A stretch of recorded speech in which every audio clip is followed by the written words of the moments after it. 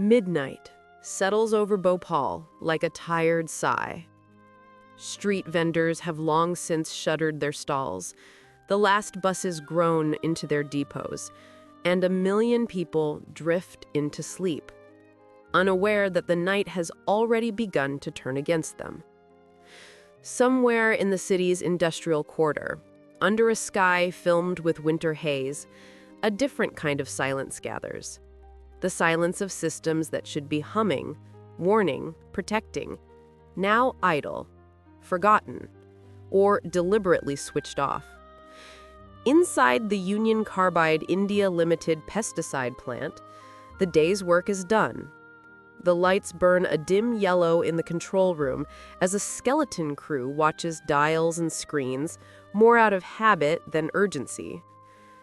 Outside, in a stark concrete yard, a massive steel tank labeled with an innocuous code E610 rests in its concrete cradle, filled with a chemical few truly understand, methyl isocyanate, MIC, a liquid that boils into a poisonous vapor at room temperature, that claws at lungs and eyes, that must be kept cold, dry, and caged behind layers of safeguards.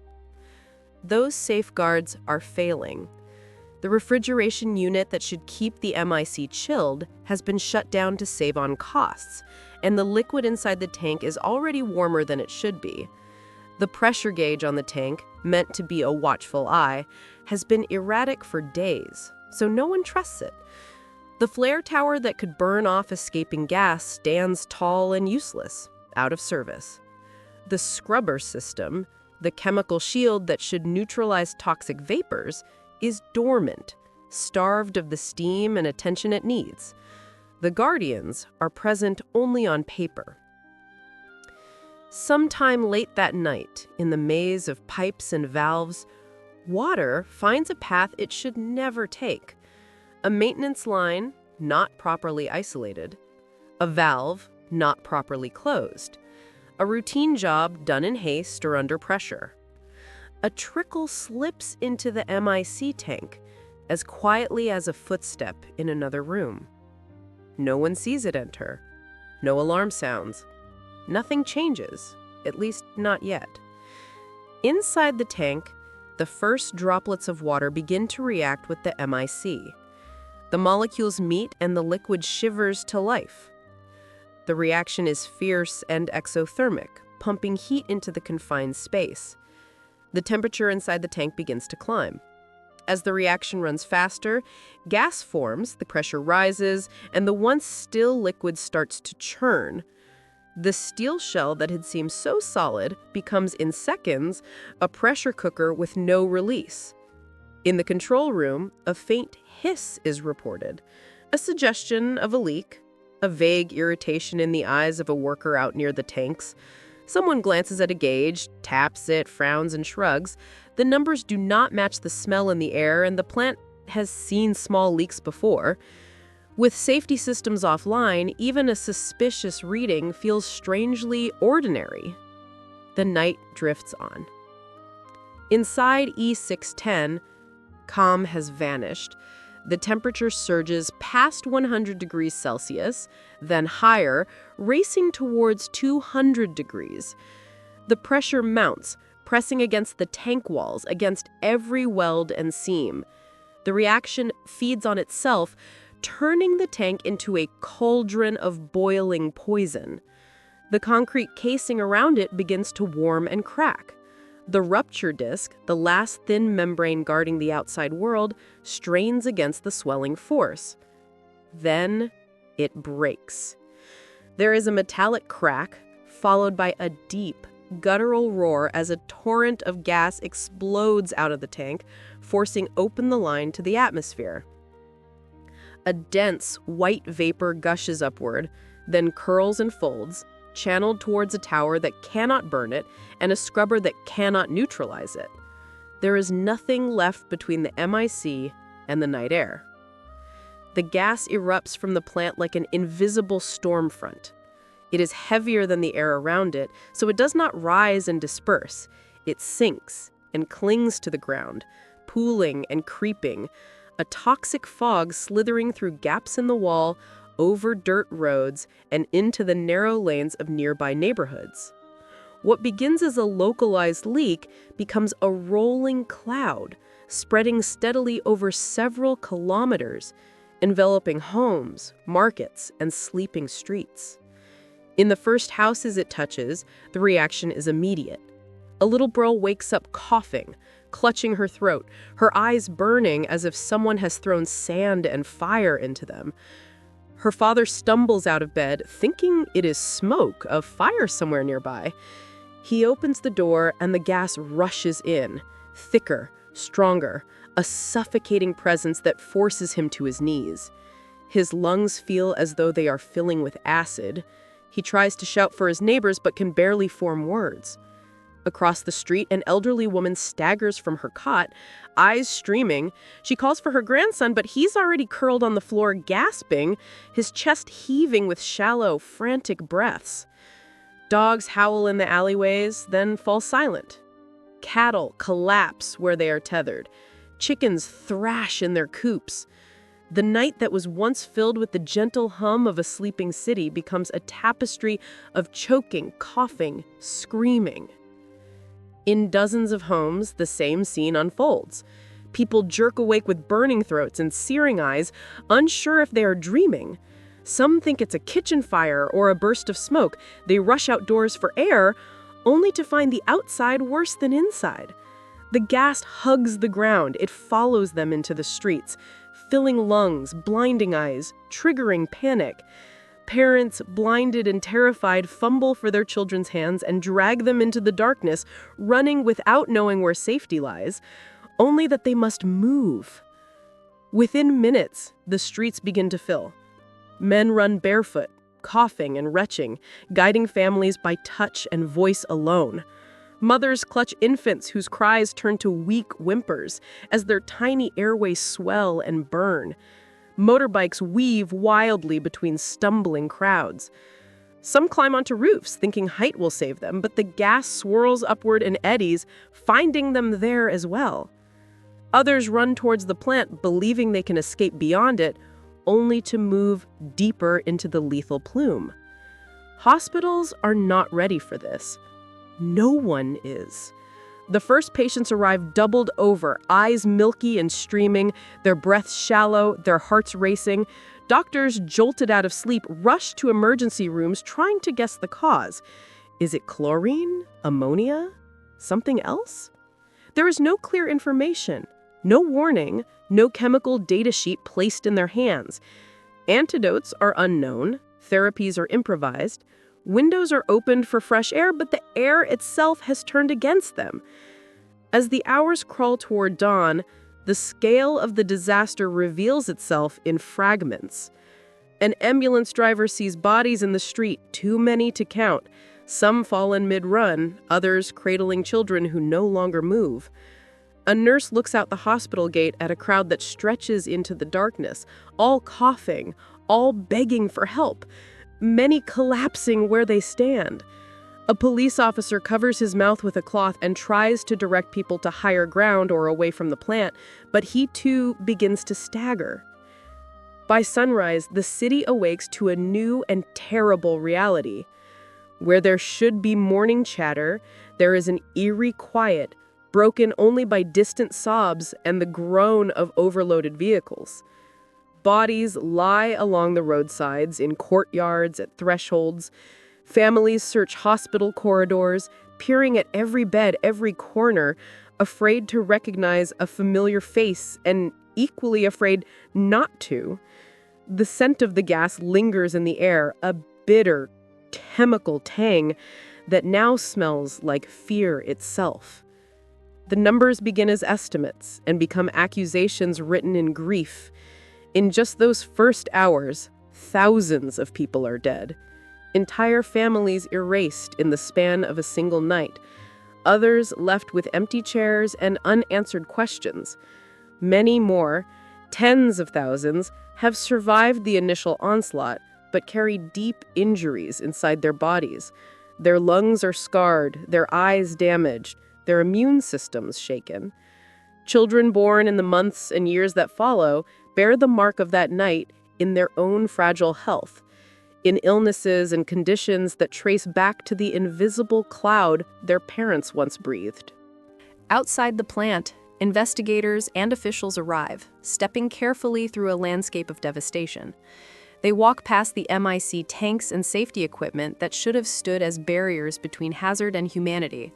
They see refrigeration units shut down, scrubbers and flare stacks inoperate, alarms that could have warned a city either muted or misunderstood. Diagrams on paper had promised layers of protection. In practice, those layers were riddled with gaps. The soil beneath the plant and in the surrounding areas absorbs more than just the memory of that night. Residual chemicals seep into the ground and wash into the water, contaminating wells and fields. Crops struggle, animals sicken. The land that once fed and sustained the community now carries a question mark. Is the water safe? Is the food safe? For years and then decades, the uncertainty persists, a slow-moving echo of the sudden catastrophe. From courtrooms to parliaments, from international conferences to local meetings, the name Bhopal becomes shorthand for the unthinkable, a single failure, or rather a chain of failures, that turns industrial promise into mass tragedy. Engineers and regulators dissect the event, tracing the path from cost-cutting decisions to disabled safeguards, from deferred maintenance to faulty instruments, from ignored warnings to a city left defenseless. They talk of redundancies, hazard studies, risk communication, and emergency planning. They talk of things that, if honored in time, might have kept that terrible night from ever happening. Yet behind every technical term lies a human story. A worker who spoke up about a failing gauge but was overruled, a manager who weighed the price of repairs against budget pressures, families who trusted that the factory on their doorstep was safe because no one told them otherwise, children who drifted to sleep under a sky that held more than stars. The city of Bhopal still lives with that night, not as a distant event marked only by dates and reports, but as a presence woven into daily life. Memorials stand where the gas once flowed, surrounded by people who remember the sting in their eyes, the weight in their chests, the confusion, the running, the loss.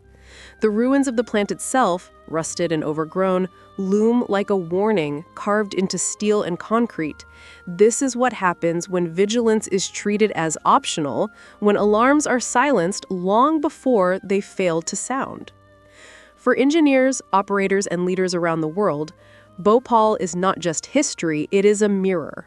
It reflects uncomfortable truths, that every valve and gauge is not just a piece of hardware, but a promise, that every maintenance delay, every muted alarm, every overlooked procedure is a thread tugged from a safety net built to hold human lives. It shows that disaster rarely arrives without notice. It whispers through malfunctioning instruments, minor leaks, and ignored complaints long before it screams through a city. In the end, the tragedy of Bhopal is more than the sum of its casualties and its technical failures. It is a question posed to everyone who designs, operates, and governs dangerous systems. When profit and pressure push against safety, which will yield? On that cold night in December 1984, safeguards bent and broke, and an entire city paid the price. The scar left on Bhopal is a stark reminder that the true measure of engineering is not just what is built, but what is protected, and whether the courage exists to act before the alarms fall silent.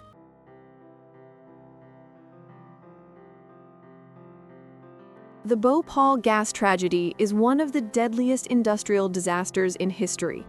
It was not caused by a sudden natural event, but by a series of human and technical failures that combined in a catastrophic way.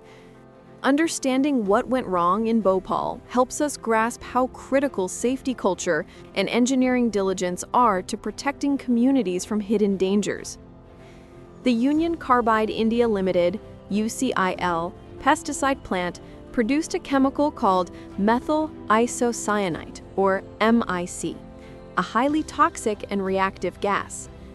MIC must be kept cold and dry because it reacts violently with water, generating heat and pressure. On the night of December 2nd and the early morning hours of December 3rd of 1984, water entered one of the large MIC storage tanks. The cause could have been a maintenance error or even deliberate sabotage, but the result was the same: a runaway chemical reaction. The tank's temperature soared and pressure built rapidly until safety valves opened, releasing an enormous cloud of toxic gas. Yet, water should never have reached that tank. The plant's safety systems, including refrigeration units, pressure gauges, flare towers, and scrubbers, were either switched off, broken, or insufficient. Many were disabled to save costs as the plant faced financial struggles and was preparing to close. Furthermore, communication lines and emergency warnings failed. Local residents had no idea what gas was escaping or what to do to protect themselves. Firefighting and medical services were unprepared for a disaster of this scale and complexity. Within hours, thousands among the densely populated neighborhoods around the plant began to cough, choke, and collapse. Official death tolls list over 3,700 people killed instantly, though independent estimates rise to over 15,000 in subsequent weeks. Hundreds of thousands suffered chronic respiratory problems, eye injuries, and long-lasting health effects. The gas didn't just harm people, it polluted soil and groundwater, leaving a toxic legacy that still affects Bhopal's residents decades later. Hospitals were overwhelmed, lacking knowledge and resources to treat the victims effectively during the initial crisis. This disaster was not an unavoidable accident. It was a perfect storm of preventable failures. Maintenance cutbacks and cost saving. Critical safety equipment was turned off or neglected, including the refrigeration system that kept MIC cool and the flare tower that could burn off escaping gas. Poor design and insufficient safety margins. The scrubber meant to neutralize gas leaks was too small for a release of this scale. The storage tank held more MIC than design limits allowed. Human factors and safety culture failures.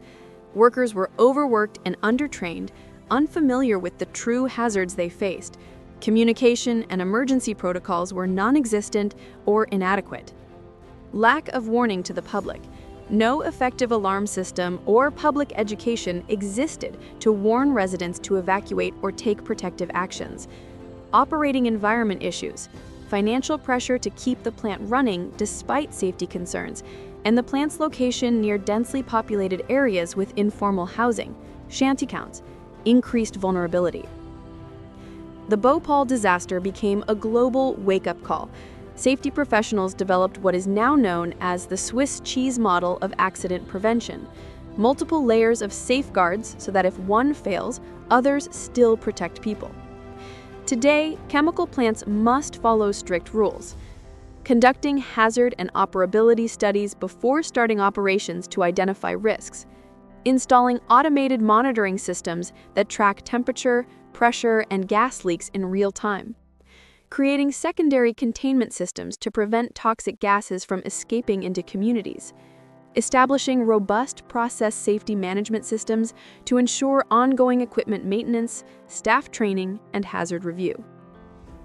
In response to Bhopal, governments worldwide enacted regulations mandating emergency planning and public right to know about hazardous chemicals.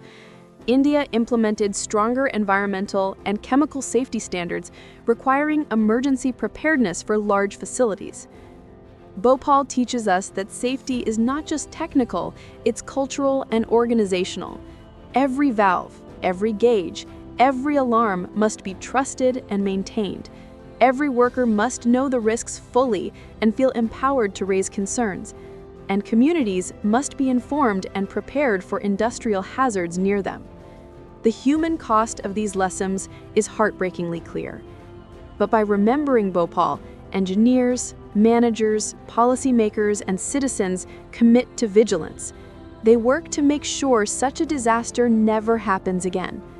Bhopal is a moral compass, reminding us that behind every industrial process are lives depending on careful, continuous safety. It is a story of tragedy, but also of the hope that hard lessons can lead to a safer future. If you enjoyed this video and want to learn more about engineering disasters and the lessons that we have learned from them, please consider subscribing to this channel.